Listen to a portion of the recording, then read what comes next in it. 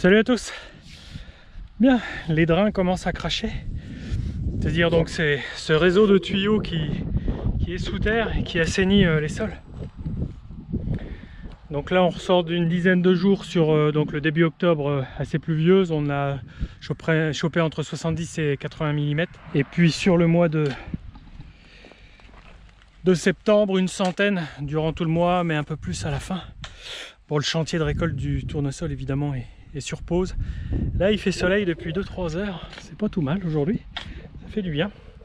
Et je viens constater l'état des sols. Bon, je me faisais pas d'idée en voyant les drainages sortir, mais c'est pour vous montrer que c'est pas praticable même à pied, vous voyez.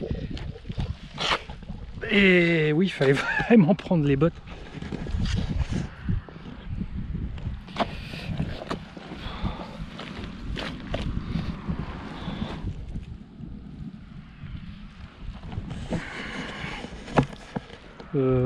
Je pensais pas m'enterrer comme ça.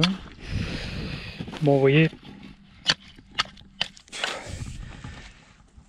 là où je marche, bon, c'est pas partout comme ça dans le champ, mais c'est une majorité comme ça. Voilà, il va falloir un peu de temps que ça s'assainisse. Bon, toujours l'espoir évidemment qui nous fait tenir. Donc on est toujours dans les dates pour pouvoir les semer. Si là ça s'assainit, s'il se ramène pas des excès d'eau, je pourrais venir les semer. Alors ce sera pas une terre que je vais labourer, j'ai déjà aéré avec le chisel et puis un petit coup de déchômeur rapide avant. Puis vous voyez que ça se verdit. Bon, il y a des repousses de colza et puis il y a aussi tout ce qui est vert comme ça, du vulpin, un petit peu de raies gras, pas beaucoup. Bon là ça va mieux. Et voilà, on a des terres qui vont demander du ressuyage.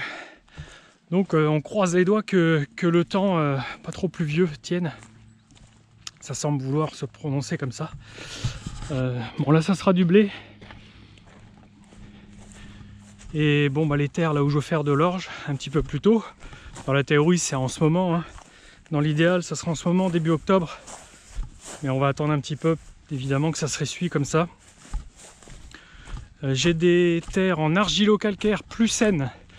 Où c'est des sols qui sont pas sur une couche d'argile comme ici.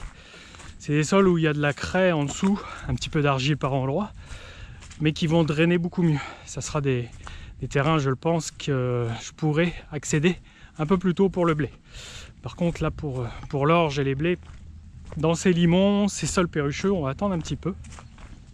Et voilà, assez particulier de voir les bouches de drainage sortir de l'eau en cette période aussitôt. Ça, ce sont les argilo-calcaires donc. Vous voyez, c'est blanc, c'est typique.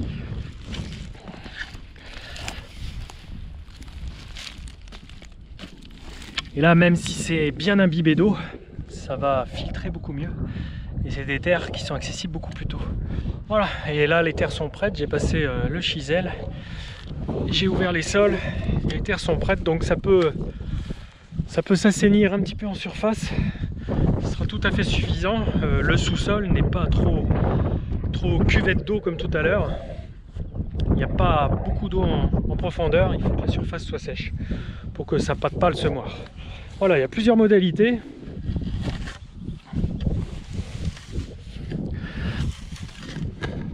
De céréales à semer pas dans les mêmes sols. Alors là on est dans les tournesols que j'avais sémé début juin et une partie s'est couchée, pas toute la parcelle ici, beaucoup plus dans l'autre que j'avais fait au 4 juin aussi. Là ça n'a pas versé.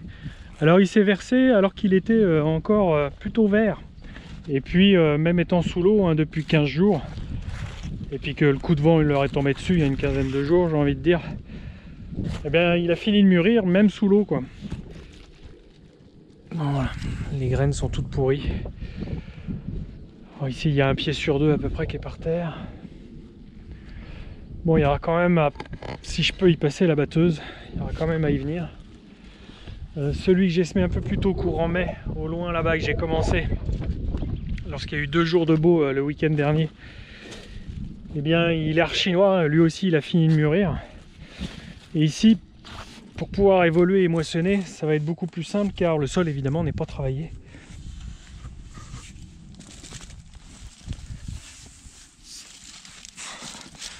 Voilà. Vous avez l'idée, ça veut dire que je ne vais pas avoir besoin d'attendre beaucoup de jours de sec pour pouvoir venir moissonner. Dès que les parties aériennes en fait vont être sèches, dès que le capitule ici derrière, alors vous n'avez pas le toucher mais vous voyez c'est spongieux, c'est tout gras, c'est berk. Voilà, faut que le capitule l'arrière sèche un minimum parce que quand je l'avale dans la batteuse, l'ensemble, eh bien ce capitule tout gras, tout humide, qui a du mal à sécher en journée, les journées raccourcissent, hein. Plus ça va, plus moins il y a de jours pour sécher tout ça. Et bien ce gras qui se frictionne avec les graines qui sont sèches à l'avant, là au toucher elles sont quasiment bonnes. Là, il a fait 3 heures de soleil. Et bien quand tout ça, ce gras et ce sec se mélangent, et bien il y a un transfert des humidités. Ce qui est sec, la graine devient un peu plus humide. Et puis l'arrière du capitule qui m'intéresse pas, ça la sèche aussi un petit peu. Dès que ça sèche un petit peu, j'y vais.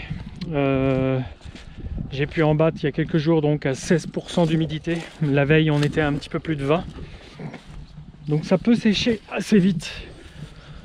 Allez, on croise les doigts toujours. Mais là il faut pas de surprise pour pouvoir sauver la récolte. Sinon au bout d'un moment, ça vient à se casser la gueule, à tout se faire manger, champignons, etc.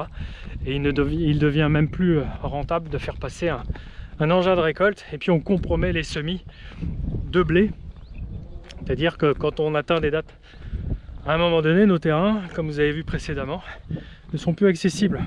Si le temps s'en mange comme l'année dernière, ici on ne remet plus les pieds. Impossible de semer. Donc il faut que on prendra ce qu'il y aura. Bon, allez, on voit peut-être le bout du tunnel là de toute cette flotte de 2024. Pourtant on avait des beaux tours de sol, hein. Ils sont toujours beaux, ils sont toujours debout en majorité.